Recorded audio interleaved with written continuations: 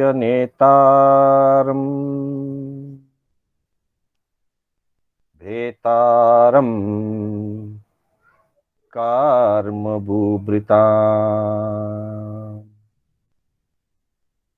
ज्ञातारं विश्वतत्त्वानां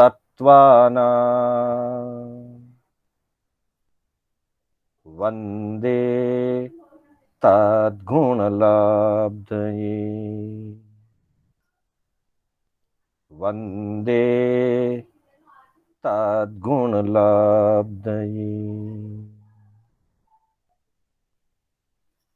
अनंत उपकारी चरम तीर्थंकर शासनपति प्रभु महावीर को वंदन। प्रभु की परंपरा में विचरण करने वाले परम आदरणीय परम उपकारी समस्त चारित्र आत्माओं को वंदन। धर्म प्रेमी बंधुओं, सुशील माताओं एवं बहनों, श्री कर्नाटक जैन स्वाध्याय संघ बेंगलोर के तत्वावधान में आयोजित जैन आगम कथा सार की आज 21वीं कक्षा है। मैं शांतिलाल बोहरा आप सभी का हार्दिक स्वागत एवं अभिनंदन करता हूं। बंधुओं, हमारी कक्षा धर्म कथानुयोग पर आधारित मुख्य ज्ञाता धर्म कथांग सूत्र के माध्यम से उसके अंतर्गत आए हुए अध्ययन एवं कथाओं के माध्यम से हमारी कक्षा चल रही है। इसके पूर्व हमने ज्ञाता धर्म कथा सूत्र के प्रथम सुत स्कंद के 19 अध्ययनों का परिचय प्राप्त किया। उन 19 अध्ययनों में अलग अलग विषयों को लेकर के अलग अलग चारित्र आत्माओं का और रूपकों का माध्यम बना करके प्रभु महावीर ने हमें धर्म आराधन, निर्मल संयम, इंद्रिय विषयों से विरक्ति, आत्म कल्याण के मार्ग और उस मार्ग में आने वाले अनुकूल प्रतिकूल विभिन्न अंगों का परिचय प्रभु ने हमें करवाया। प्रथम सुत स्कंद पूर्ण हुआ। द्वितीय सुत स्कंद का आज हम परिचय प्राप्त करेंगे। जैसा कि प्रथम सुत स्कंद में 19 अध्ययन और 19 मुख्य प्रसंग वर्णित हैं, वैसे ही दूसरे अध्ययन में दूसरे श्रुत स्कंद में सुयगडांग सूत्र के ज्ञाता धर्म कथांग सूत्र के दूसरे श्रुत स्कंद में 206 अध्ययन है, अर्थात 206 कथाएं हैं, 206 चारित्र आत्माओं का वर्णन है। परंतु 206 अध्ययन भी एक समान होने के कारण, एक जैसा ही वर्णन होने के कारण एक अध्ययन का विस्तार से वर्णन किया गया है और बाकी 205 अध्ययनों के लिए उसी का भलावण देकर के कि जैसा पहले अध्ययन में बताया गया है वैसा ही अन्य अन्य अध्ययन में समझना चाहिए। मात्र नाम, माता पिता के नाम, नगरी का नाम और उनकी आयुष्य पूर्ति होने के बाद वो किस देवस्थान में कहां उत्पन्न हुए उसका संक्षिप्त परिचय अलग अलग दिया गया है। बाकी का वर्णन एक समान है ऐसा कह करके संक्षिप्त में उनको पूरा किया गया है। यह दूसरा सुत स्कंद 10 वर्गों में विभाजित है। अलग अलग वर्ग में, जैसे पहले वर्ग में 10 आत्माओं का 10 अध्ययनों में वर्णन है, दूसरे वर्ग में 108 आत्माओं का 108 अध्ययनों में वर्णन है और इनको भी दो दो भागों में बांटा गया है। पहले वर्ग में 5 अध्ययन, दूसरे वर्ग में 5 अध्ययन। समान होते हुए भी उत्तर दिशा दक्षिण दिशा के आधार से विभाजित करके कुल 10 वर्ग बना दिए गए। पहले वर्ग में 5, दूसरे वर्ग में 5, यो 10 अध्ययन। तीसरे और चौथे वर्ग में 54 अध्ययन करके 108 अध्ययन। पांचवें और छठे वर्ग में 64 32 अध्ययन करके 64 अध्ययन। और सातवें और आठवें वर्ग में 4 अध्ययन करके 8 अध्ययन। नौवें और 10वें वर्ग में 8 आत्माओं का वर्णन होने से कुल 16 अध्ययन। इस तरह से कुल 10 वर्गों में 206 अध्ययनों में 206 चारित्रात्माओं का वर्णन हुआ है। विशेष इन अध्ययनों में क्या संदेश दिया गया है वो हमारे लिए बहुत महत्वपूर्ण है, प्रत्येक साधक आत्मा के लिए बहुत महत्वपूर्ण है। इनमें 3 बातों का मुख्य रूप से संकेत किया गया है। पहला संकेत है व्यक्ति को, किसी भी व्यक्ति को, मनुष्य को, सामान्य मनुष्य को अपने शरीर की विभूषा, अपना रंग रूप, अपना चेहरा मोहरा, आज की भाषा में कहें तो पर्सनालिटी, प्रत्येक व्यक्ति को, सामान्य मानव को अपनी पर्सनालिटी से बहुत लगाव होता है। अगर उसकी पर्सनालिटी अच्छी नहीं है तो व्यक्ति प्राय करके, सामान्य व्यक्ति उसके कारण से अपने मन ही मन में दुख और उदासीनता को महसूस करता है। कहीं पर भी उसको ऐसा महसूस होता है कि मुझे कहीं मान नहीं मिलता, कहीं सम्मान नहीं मिलता, मेरा रंग रूप, मेरी पर्सनालिटी, मेरा व्यक्तित्व आकर्षक नहीं है।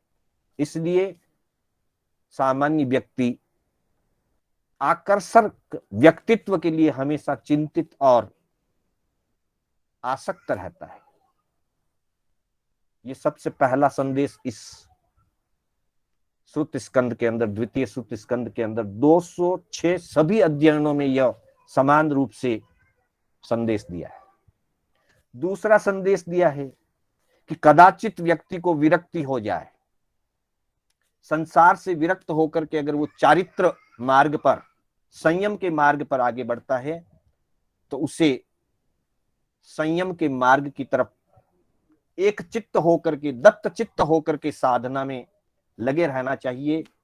लेकिन अगर कोई कमजोरी उसके मन में है, कोई कमी उसके जीवन में है और वह कमी, वह कमजोरी अगर व्यक्ति पर हावी हो जाए तो साधक का साधना मार्ग बाधित हो जाता है। जैसा कि इन अध्ययनों में शरीर की आसक्ति के माध्यम से विराधना किस प्रकार हो सकती है उसका परिचय दिया गया है। ये दूसरा संदेश है। और तीसरा संदेश है कि जब सभी कमजोरियों से ऊपर उठ करके कोई साधक अपनी साधना निर्मल करता है, निरतिचार करता है, तो वह मुक्ति का वर्ण करता है, मोक्ष को प्राप्त करता है। अर्थात ये 3 मुख्य संदेश। पहला संदेश, व्यक्ति की कमजोरी होती है, अपना रंग रूप, अपना व्यक्तित्व आकर्षक हो, यह हर व्यक्ति के मन में प्रायः रहा करता है, ये एक मानवीय कमजोरी है। दूसरा, साधना के मार्ग में भी अगर ये मानवीय कमजोरी अथवा कोई भी मानवीय कमजोरी अगर हावी हो जाती है तब साधना बाधित होती है, साधक विराधक हो सकता है, विराधना कर सकता है। और तीसरा संदेश है, जो कमजोरी से ऊपर उठता है, जो कमजोरी पर विजय प्राप्त कर लेता है, वह साधक अपनी साधना को निर्मल निरतिचार पालन करके मुक्ति के सम्मुख पहुंचता है, नजदीक पहुंचता है, अथवा उसी भाव में मोक्ष का वर्ण कर लेता है। तो आइए इसके संबंध में प्रभु महावीर ने जो फरमाया है हम उसका थोड़ा सा परिचय प्राप्त करें। प्रभु फरमाते हैं, तएणम सा काली देवी चौनम सामान्य साहसीणम जाव अन्य सिम च बहुणम काल वडेंसग भवनवासिनम असुर कुमाराणम देवान य देवीन य आहे वच्चम जाव विहरई एवं खलु गोयमा कालिये देवीये सा दिव्या देविद्धि दिव्या देवजुई दिव्ये देवानुभावे लद्धा पत्ता अभी सम्मना गया गोयमा महाविदेहे वासे सिज्जी ही जाव अंतम काही। ज्ञाता धर्म कथांग सूत्र के दूसरे सूत्र स्कंद के पहले वर्ग का पहला अध्ययन जो काली देवी का अध्ययन है, काली नाम की एक कुमारी का अध्ययन है, एक युवती का अध्ययन है, उसके 32वें और 33वें सूत्र का अभी हमने वाचन किया, जिसमें प्रभु फरमाते हैं कि वह काली देवी भवनपतियों में जो असुर कुमार जाति के देव होते हैं, उस असुर कुमार देव के अर्थात जिनका नाम दक्षिण दिशा के असुरेंद्र हैं, जिनको चमरेंद्र भी कहा जाता है, उस चमरेंद्र की वो देवी बनती है। देवगति में जाकर के संयम की आराधना की थी, संयम का पालन किया था।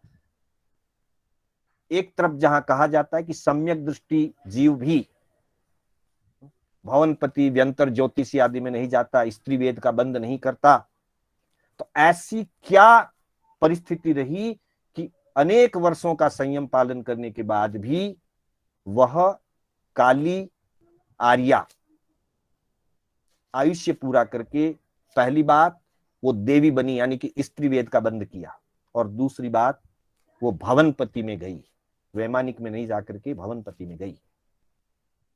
हालांकि आगे महाविद्य क्षेत्र में जन्म लेकर के वो मुक्ति को वर्ण करेगी, मोक्ष को प्राप्त करेगी, लेकिन उस भाव में ऐसा नहीं हुआ। क्या कारण था? तब बताते हैं कि किसी समय भगवान पार्श्वनाथ विचरण कर रहे थे। ये सारी 206 आत्माएं जिनका वर्णन स्वगडांग ज्ञाता धर्म कथांग सूत्र के दूसरे सूत्र स्कंद में हुआ है, ये सभी 206 आत्माएं भगवान पार्श्वनाथ के पास दीक्षित हुई थी। 206 कुमार श्रमणियों का वर्णन है, ये कुमारिकाएं, अर्थात इन्होंने बाल ब्रह्मचारी अवस्था में दीक्षाएं ली थी। 206 युवतियों ने भी कुमारी अवस्था में दीक्षाएं ली थी और भगवान पार्श्वनाथ के पास दीक्षा ली थी।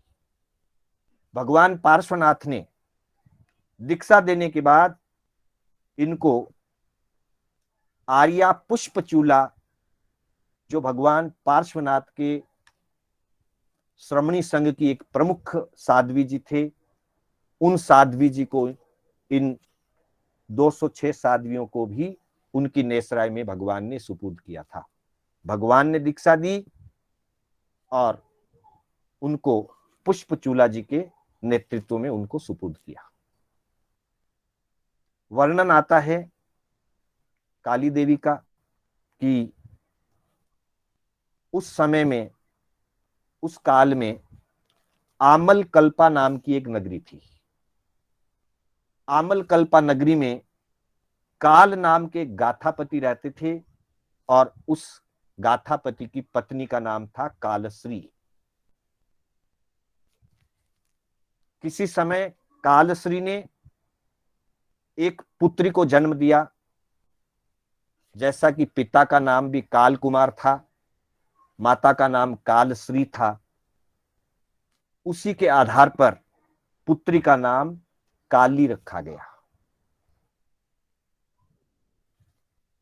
किसी पूर्व जन्म के अशुभ कर्मों के उदय के कारण और विशेष करके अशुभ नाम कर्म के उदय के कारण उस काली, जो काल कुमार की और कालश्री की पुत्री थी काली, उस काली का शरीर बहुत बेडोल था। रंग बिल्कुल आकर्षक नहीं, रूप बिल्कुल आकर्षक नहीं, शरीर के अंगोपांगों में कहीं पर भी किसी भी प्रकार का आकर्षण नहीं था। लगभग लगभग पूर्ण रूपेण से वो बेडोल और किसी को भी सुहावनी लगे वैसी नहीं थी। जैसे जैसे वो बड़ी होती गई वैसे वैसे उसके शरीर की कुरूपता और उसके शरीर का बेढंगापन, बेडोलपन और ज्यादा खराब होता चला गया। सामान्यतया जैसे जैसे बालक या बालिका बड़े होते हैं तो प्रायः युवा अवस्था की तरफ आते आते उनके रंग में, रूप में एक प्रकार का आकर्षण बढ़ता है, खिलता है शरीर। लेकिन अशुभ नाम कर्म के भारी उदय के कारण उस काली बालिका का शरीर आकर्षक नहीं बना, बेडोल होता गया, बेरूप होता गया, बदरूप होता गया। जब वो बड़ी हुई, युवती बनी, माता पिता को उसके विवाह की चिंता हुई, क्योंकि ये सामान्य व्यवहार है। दुनिया की दृष्टि बाह्य आकर्षण पर ही होती है और विशेष करके युवा अवस्था में तो बाह्य आकर्षण पर ही दृष्टि होती है। बहुत प्रयास करने के बाद भी किसी भी युवक ने, किसी भी श्रेष्ठी कुमार ने, किसी भी श्रेष्ठी पुत्र ने उस काली युवती को पसंद नहीं किया। और समय बीतता गया, आयुष्य बीतता गया, युवा अवस्था भी आगे निकल गई। अब वो नवयुवती नहीं रही, कुछ अधिक आयु वाली हो गई, परंतु उसका विवाह नहीं हुआ। और जब विवाह नहीं हुआ तो उसके मन में भी थोड़ी सी परिणामों की धारा चंचल होती गई। वो मन में सोचने लगी कि मेरा कैसा जीवन है। मैं एक गाथापति के यहां धन धान्य से भरपूर परिवार में जन्मी हूं, परंतु मेरा रंग रूप, मेरा शरीर का आकार इतना बेडोल है कि कोई मुझे पसंद नहीं करता है। और क्योंकि उसकी शादी नहीं हो पाई थी, कभी उस नगरी में भगवान पार्श्वनाथ पधारे और भगवान पार्श्वनाथ का समोषण हुआ, प्रवचन हुआ, और उसी प्रवचन में वो काली नामक युवती भी पहुंची थी। ज्ञानी तो हमेशा संसार से विरक्त होने का ही उपदेश फरमाते हैं, संसार की असारता, संसार की विचित्रता का उपदेश देते हैं, आत्म कल्याण का उपदेश देते हैं। प्रभु पार्श्वनाथ के द्वारा आत्म कल्याण का उपदेश सुन करके और संसार की असारता और संसार की विचित्रता का बोध पा करके काली विरक्त हो गई। काली को वैराग्य प्राप्त हुआ और काली ने दीक्षा लेने का मानस बनाया। माता पिता की अनुमति ली और माता पिता की अनुमति के बाद उसकी दीक्षा की तैयारियां हुई। गाथापति थे, बड़े व्यापारी थे, बहुत ठाट बाट के साथ, बड़े उत्सव के साथ उनका दीक्षा महोत्सव मनाया गया और दीक्षा महोत्सव के बाद उनका महाव्रतों पर आरोपण किया गया, अर्थात वे साध्वी बन गई। प्रभु ने उनको दीक्षा की प्रतिज्ञा करवाकर और संयम का मार्ग बताकर, जागरूकता की शिक्षा देकर पुष्पचूला आर्या जी को सुपुर्द कर दिया। काली साध्वी ने, अब वो साध्वी हैं, तो काली साध्वी ने तपाराधन प्रारंभ किया और ज्ञान आराधन भी प्रारंभ किया। अब देखिए, श्रद्धा जागृत हो गई, दर्शन आराधना हो गई, संयम ले लिया, चारित्र आराधना हो गई, श्रुत अध्ययन करने लगी, ज्ञान आराधना हो रही है, तप करने लगी, तप आराधना हो रही है, अर्थात चारों प्रकार की आराधना उनके हो रही है। और काफी समय व्यतीत हो गया, पर धीरे धीरे उनके मन में जो एक कसक थी अपने शरीर के रंग रूप आदि को लेकर के, वो बार बार उनको कहीं ना कहीं सताता था अंदर ही अंदर। ये अंदर की कमजोरी व्यक्ति को बहुत सताती है। जिस किसी को भी शरीर संबंधी, पद संबंधी, यश संबंधी, धन संबंधी, रूप संबंधी जो भी कमी है, और व्यक्ति उसको कमी मान लेता है, अगर कमी ना माने तो कमजोरी नहीं आएगी, अंदर से कोई कसक नहीं रहेगी।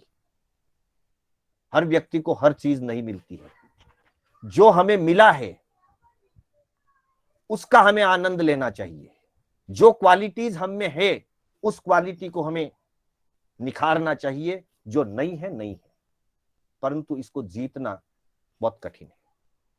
तो किसी अपेक्षा से काली के मन में वापस ऐसी भावनाएं जगी, शरीर की आसक्ति फिर खड़ी हो गई।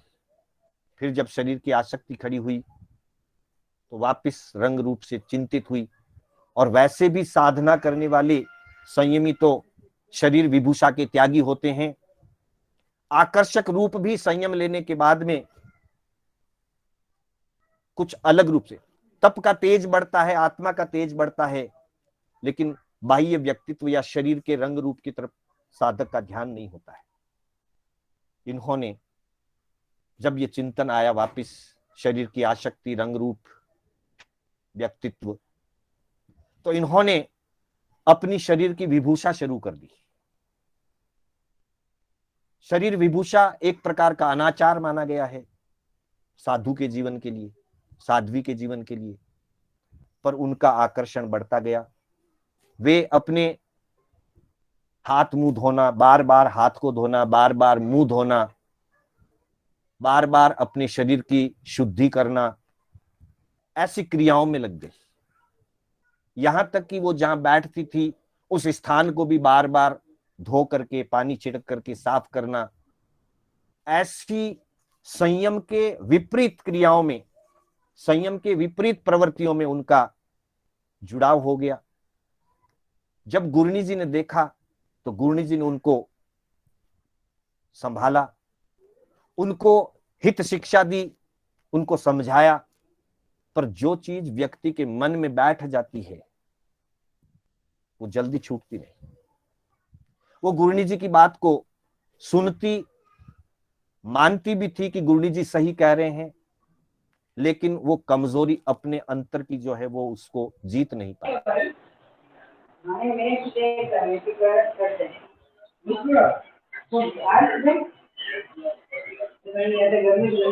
धर्मचंद जी म्यूट करिए प्लीज। जब वो उस कमजोरी को नहीं जीत पाई, बार बार गुरुनी जी के समझाने पर भी नहीं मानी, तो वो स्वच्छंद विहारी हो गई।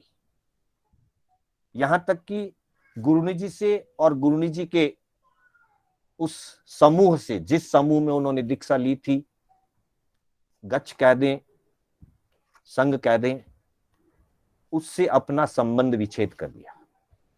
संबंध विच्छेद करने के बाद पूर्ण रूप से स्वच्छंद हो गई। अब कोई कहने सुनने वाला भी नहीं रहा। और बहुत सारी संयम के विपरीत, बाकी चारित्र में कोई दोष नहीं, हाँ दूसरा कोई दोष नहीं था जीवन में, लेकिन शरीर विभूषा और शरीर की आसक्ति होने से वो स्वच्छंद हो गई। सुचिता को बहुत ज्यादा महत्व देने लगी, साफ सफाई को बहुत ज्यादा महत्व देने लगी। होते होते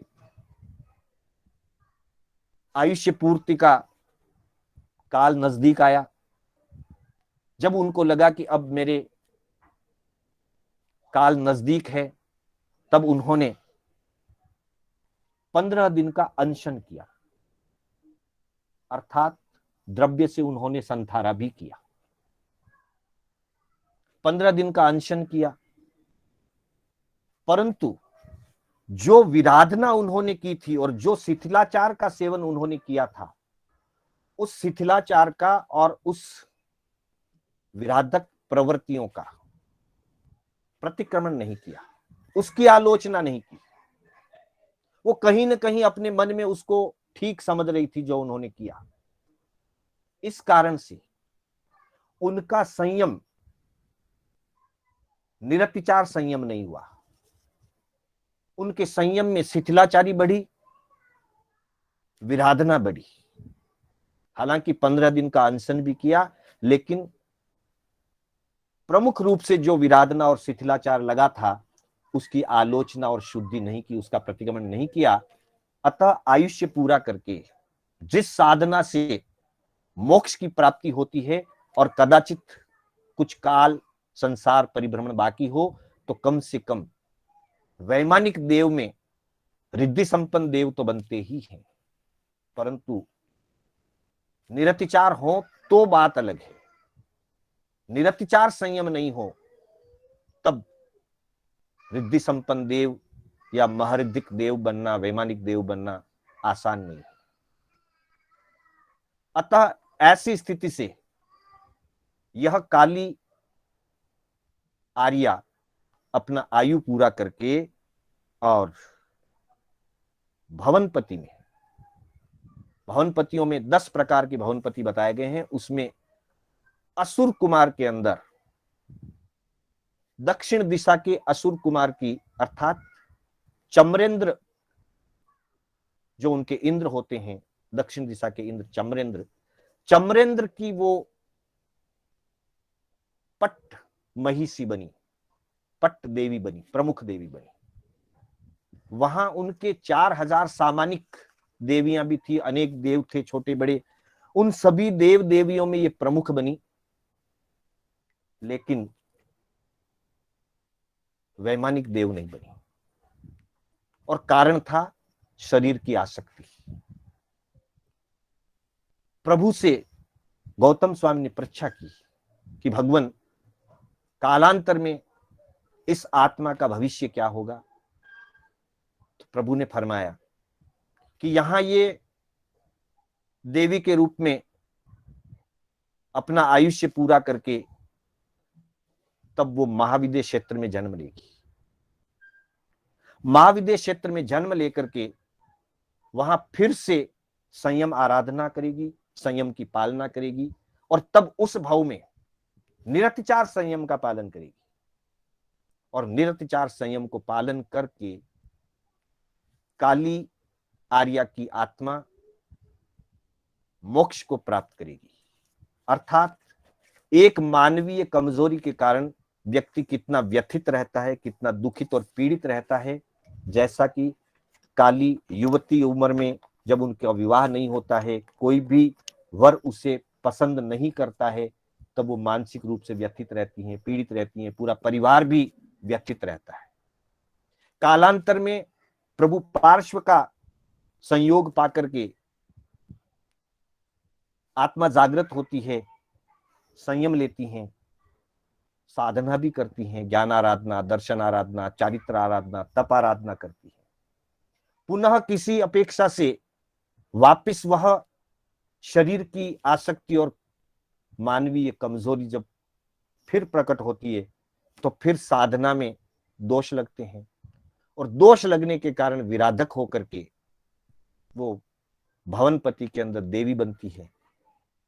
वहां का आयु पूरा करके जब वापिस महाविदेश क्षेत्र में जाएंगे, वहां पर विशुद्ध संयम का पालन करेंगी, और विशुद्ध संयम से वो मुक्ति का वर्ण करेगी।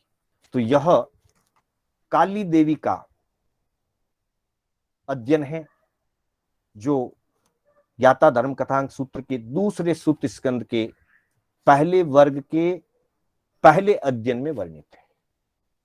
ठीक ऐसे ही 206 कुमारियों का वर्णन है, अलग अलग अध्ययनों में और अलग अलग वर्गों में इनका वर्णन है। इनमें से, इन 206 में से 5 असुरेंद्र की अग्र महिषियां बनती है, 5 असुर कुमार में ही बलेंद्र की अग्र महिषियां बनती है, 54 आत्माएं नव निकाय अर्थात जो भवनपतियों में 10 विभाग बताए गए, असुर कुमार, नाग कुमार आदि, तो सबसे बड़ा असुर कुमार का होता है, उसके बाद 9 और होते हैं, उनको नव निकाय कहा जाता है। तो 108 आत्माएं नव निकाय की अग्र महिषियां या अग्र पटरानियां बनेंगी। उसके बाद 64 आत्माएं वाणव्यंतर देवों की, अलग अलग 8 प्रकार के वाणव्यंतर मुख्य बताए गए हैं, उनके उत्तर दिशा और दक्षिण दिशा के हिसाब से 16 हो जाते हैं, और 4-4 देवियां उनके होती है। तो ये 64 आत्माएं वाणव्यंतर की देवियां बनी। इसी तरह से ज्योतिष्क में सूर्य इंद्र और चंद्र इंद्र, 2 इंद्र बताए गए हैं। 4 आत्माएं सूर्य देव की अग्र महिषी देवियां बनती है, और 4 आत्माएं चंद्र देव की, चंद्र इंद्र की अग्र महिषियां बनती है। और इसी तरह से 8 चारित्र आत्माएं वैमानिक देवलोक तो जाती हैं, लेकिन पहले देवलोक के इंद्र की देवियां बनती है, और 8 आत्माएं दूसरे देवलोक के इंद्र की देवियां बनती है। बंधुओं, जैसा कि हमें विदित है कि देवियों का जन्म दूसरे देवलोक तक ही होता है, उसके ऊपर सिर्फ देव रूप जन्म होता है, देवी रूप जन्म नहीं होता। तो यहां 5 विभाग कर दिए, भवनपति का, असुरेंद्र का एक विभाग, फिर नव निकाय का एक विभाग, इनके उत्तर और दक्षिण के हिसाब से 2-2 विभाग हो जाएंगे, फिर वाणव्यंतर का एक विभाग, इसके भी उत्तर और दक्षिण के हिसाब से 2-2 विभाग, फिर ज्योतिष में भी 2 विभाग, सूर्य विभाग और चंद्र विभाग, और वैमानिक देव में प्रथम वैमानिक देव और दूसरा वैमानिक देवलोक, यूं करके 10 विभाग किए हैं जहां देवियों का जन्म होता है। तो ये 206 आत्माएं जिन्होंने संयम लिया था, इन सब के शरीर का आकर्षण बहुत बेडोल और बदरूप था। इन 206 का भी विवाह नहीं हुआ था, ब्रह्मचर्य अवस्था में ही इन्होंने, बाल ब्रह्मचारी अवस्था में ही आयु प्राप्त होने के बाद दीक्षा ली, पर आजीवन ब्रह्मचारी रह करके इन्होंने दीक्षा ली, साधना भी की, पर कालांतर में शरीर की आसक्ति जागने से इन सब ने शरीर विभूषा में अपना संयम मलिन बनाया, संयम को मलिन किया, विराधना की। 15 दिन का अनशन किया, लेकिन विराधना और शिथिलाचार की आलोचना, प्रतिक्रमण नहीं किया, इसलिए वो एक तरह से अतिचार उनके भारी हो गए, दोष भारी हो गए, और तब ये आयुष्य पूरा करके देवियां बनी, देव नहीं बनी, वैमानिक में रिद्धि संपन्न देव नहीं बनी, देवियां बनी, पर अपने अपने स्थान की प्रमुख देवियां ये बनी। आयु पूरा करके अभी वो देवीमान में है, देवियों के रूप में है, कालांतर में आयु पूरा करेंगी, आयु पूरा करके महाविद्य क्षेत्र में उत्पन्न होंगी, और वहां फिर समय आने पर चारित्र धर्म को अंगीकार करके निरतिचार संयम का पालन करके उस भाव से, महाविदेश क्षेत्र से वो मोक्ष पधारेंगी। तो बंधुओं, इस तरह से ज्ञाता धर्म कथांक सूत्र के दूसरे सूत्र स्कंद में कुल 10 वर्ग हैं, और 10 वर्गों में अलग अलग अध्ययन संख्या के आधार पर कुल 206 अध्ययन हैं।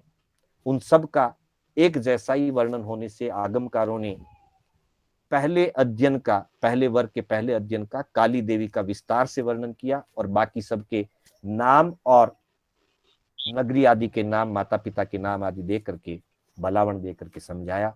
मुख्य जो बात है, हम शरीर की आसक्ति से और मानवीय कमजोरी से ऊपर उठें। जो भी व्रत नियम हम ग्रहण करें उन्हें निरतिचार और निर्देश रूप से पालन करें। निर्दोष साधना करें, अगर निरतिचार साधना करें तो मोक्ष मार्ग में आगे बढ़ते हैं और अंततः मुक्ति का वर्ण करते हैं। इसी भावना के साथ मैं अपने शब्दों को विराम देना चाहूंगा। मेरे बोलने में जो स्खलना हुई अथवा जिन आज्ञा विपरीत कोई कथन हुआ हो, उसके लिए बारंबार मिच्छामि दुक्कडम। मंगल पाठ के साथ हमारी कक्षा विराम लेगी। गुरुदेव की आज्ञा से, बड़े श्रावकों की आज्ञा से, चत्तारि मंगलम अरिहंता मंगलम सिद्धा मंगलम साहू मंगलम केवली पन्नत्तो धम्मो मंगलम।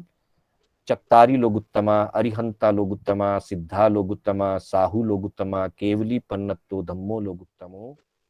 चत्तारि शरणं पवज्जामि अरिहंते शरणं पवज्जामि सिद्धे शरणं पवज्जामि साहू शरणं पवज्जामि केवली पन्नत्तम धम्मम शरणं पवज्जामि। अरिहंतों का शरणा, सिद्धों का शरणा, साधुओं का शरणा, केवली परुपि दया धर्म का शरणा। चार शरणा दुर्गति हरना और न शरणा कोई, जो भव्य प्राणी आदरे तो अक्षय अमर पद होय। श्रवण भगवान महावीर स्वामी की जय। समस्त चारित्र आत्माओं की जय। आप सभी का हार्दिक आभार, हार्दिक अभिनंदन। सादर जय जिनेन्द्र। सभी को सादर जय जिनेन्द्र। जय जिनेन्द्र मास्टर जी। जय जिनेन्द्र साहब।